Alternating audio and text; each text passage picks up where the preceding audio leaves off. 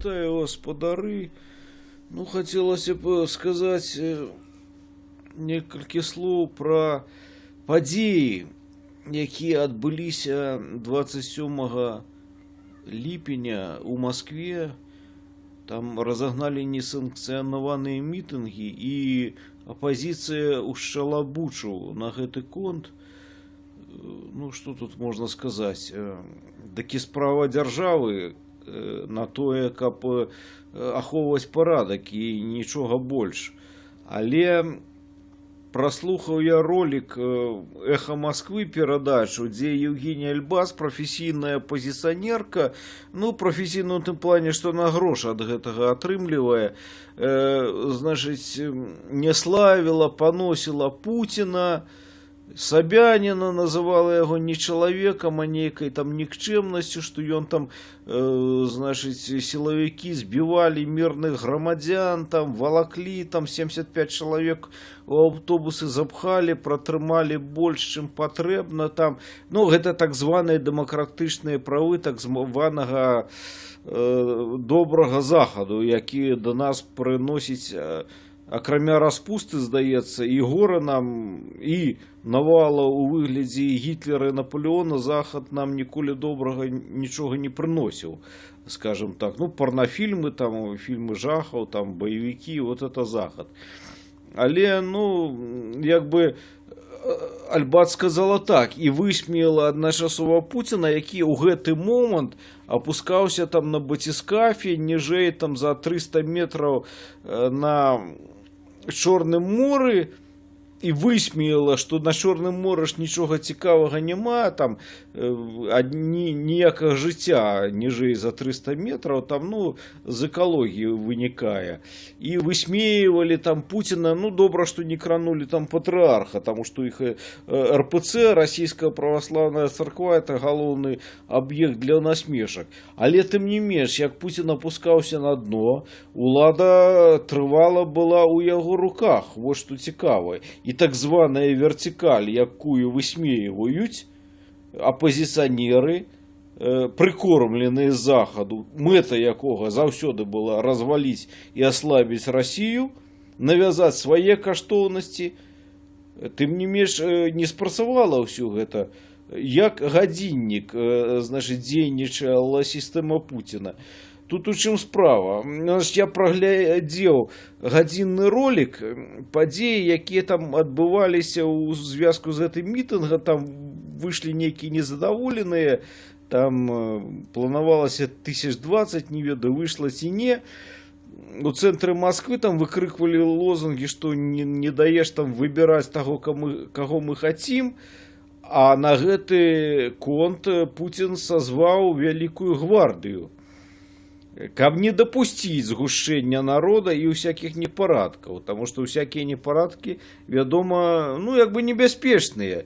І менавіта таму гэта адбылося, што 16 числа гэтага ж месяца, я там не ведаю, з якой нагоды быў натоўп, значыць, расіянаў незадаволеных у Маскве, значыць, іх сабралі, і яны, скажем, узарваліся, ну, тыповым імпэтам натоўпу, які там пачаў выкрыкваць нешта там шалёна. Это ўжо не людзі, гэта малпы. І даволі цяжка было гэта ўсё суняць. Дык каб падобнага не атрымалася далей, значыць, гэта 27 числа было вельмі ў цывілізаванай форме сунята на самім зачатку. Значыць, яшчэ калі збіраўся гэты натоўп, яго развялі, адцяснілі сілавікі па завулках, і як бы ядра ўжо не было такога, якое б там выкрыквала, нешта гарлала, нахабна хацела сваіх зямных дабротаў, хлябоў, страсцей, жарсцяў. Гэтага ўсё, скажем, Пуцін ім не даў, і як бы правільна зрабіў дзеля таго, каб, скажем, зноў жа не дапусціць яшчэ горшага, менавіта для гэтых жа людзей.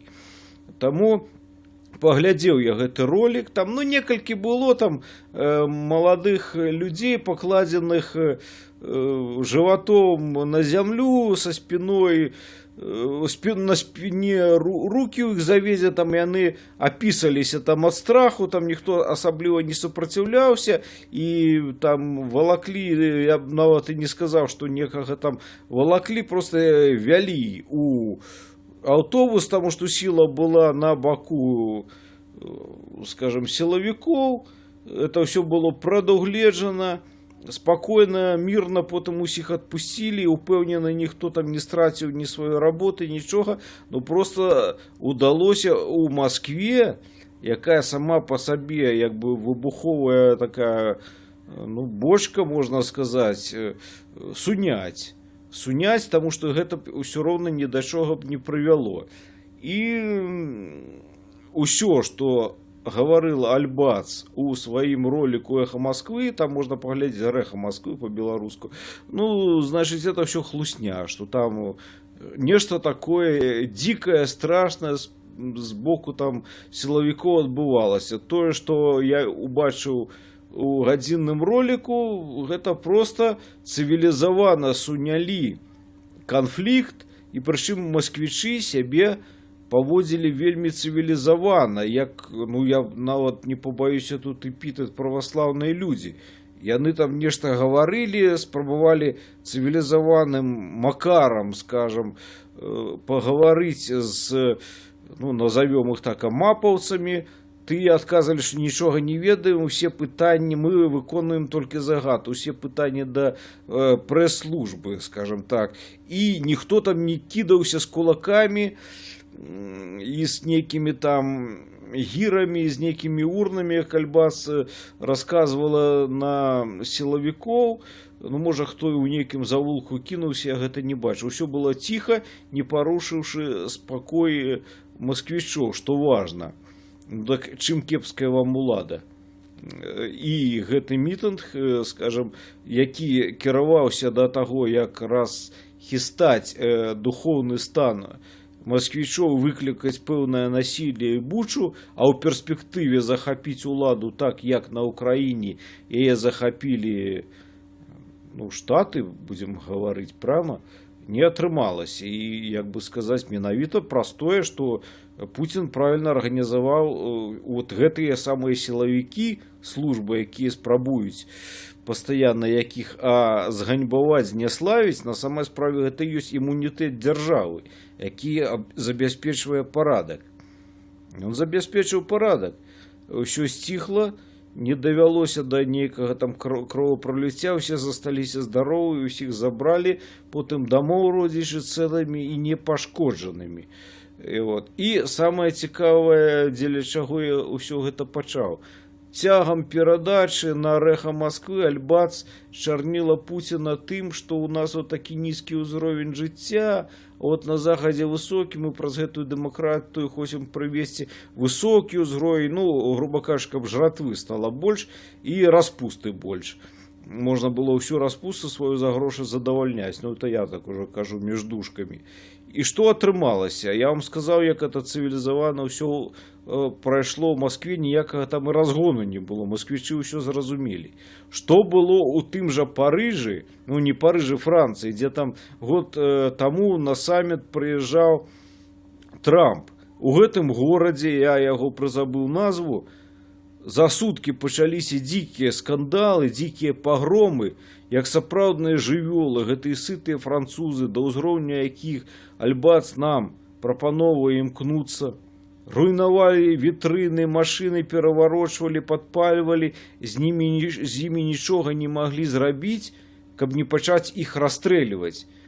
Хацелі, каб, скажем, гэты імпэт сам суняўся, нават ахвяруючы там вялікімі стратамі. Ну, неяк удалося, скажем, суняць. Конечно, там была і дзікая бойка, і паліцыя па-звярынаму збівала іх у рэшце рэшт. Ну, гэта хіба можна параўнаць з Масквой, дзе на самым цывілізаваным узроўні Пуцін гэта ўсё суняў.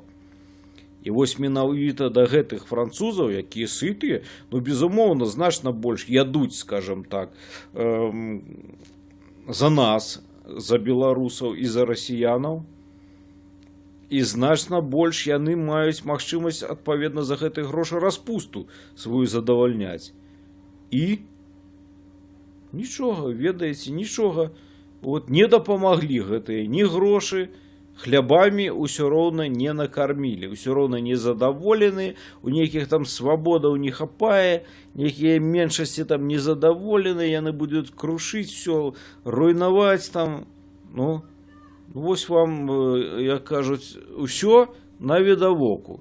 Так што, ну, я лічу, што Расія, Беларусь па сутнасці цяпер адзіныя пакуль што месцы у сусвеце, это для самых свабодных людзей. Я не то, што, як бы кажу, не прэтэндую на ісціну, а я лічу, што я і кажу ісціну вот у такім плане. Хто хоча яе аспрэчыць, ну, прывядзіце нейкія аргументы, акрамя жратвы, які прапановвае заходні свет, а жратва ўсё роўна не дапамагае. Усё роўна распоры з'яўляюцца незадаволеныя ў тых жа сытых штатах і бяруць і проста з агнястрэльнай зброі, якая вольна прадаецца зноў жа з дэмакратычных меркаванняў, бярэ і расстрэльвае абсалютна не вінаватых мірных людзей. Вось вам і Амерыка. Ну, хіба Расія горшая? Ну, зараз паспрабую зачытаць некалькі вершаў сваіх ужо са зборніка Антырыфмар. Даўні зусім зборнік, гэта, ну, 10 гадоў таму ён выходзіў, 10 гадоў. Таму у 2009 годзе на майго 40-годдзя выходзіў. І вот я пачну з апошняга верша у палавіне, якая называецца рыфмар. Это значыць рыфмаваныя вершы. Ну і сімвалічна, напэўна, я яго паставіў апошнім гэты верш, таму што ён як бы пра мой дом на вуліцы Некрасава 8, дзе прайшло маё дзяцінства, а потым яшчэ 2 вершы з канца зачытаю. Некрасава 8. Ціхай вуліцы дом, дзе былое жыло, я наведваю часта заснуўшы, адплываю туды, дзе бяздумна свіло малалецтва духмяною ружай. Там на першым паверсе кватэра і ў сад, 3 акны год 13 глядзелі. Цераз вокна ў кватэру ляцеў зарапат, і гучалі напевы мяцелец. Там як быццам мой бацька дагэтуль жыве, хоць пакінуў наш свет даўнавата. Бачу побыт знаёмы ў чароўным паўсне, кнігі, шыткі, шалік, кашлаты. Ён павінен вось-вось падысці, чалавек, нават кава кіпіць на фаерцы. Не шчакаю, лячу ў свой напружаны век, зачыняюцца дзіўныя дзверцы. Наступны верш. Імчыцца па рэйках нястрымны цягнік, грукоча і свішча пагрозна. Да гэтага груку даўно я прывык, як конь да заўсёднага воза. Ды розніца ў тым, што бягу ад яго, цягнік жа мяне даганяе. Жыццё незваротна ў пагоню сышло, цяпер яно воўчае зграе. А насып высокі, з яго як зляціш, то шыю, напэўна, паломіш. Мне выпала бегчы, наперадзе выш, а ўнізе заклятая строма, дзе рэйкі зліваюцца з краем зямлі, дзе неба зліваецца з імі, там продкі мае паратунак знайшлі, там нехта накрылы пядымі. Камень булькне ў раку, сціхне рэха ў лясах, кожны след у прыродзе сатрэцца, толькі людзі старанна ахоўваюць страх адзінокага чуйнага сэрца. Што шумела тады, то цяпер цішыня, аджыло, адбуяла, панікла, вывучаюць па зрэзе сівога камля злой прыроды маўклівыя цыклы. Ды не дрэва раскажа, а словаў навал, пераможа стагоддзі і смерці, як самотны ваяр на крыжы зарыдаў, як парвалася чуйнае сэрца.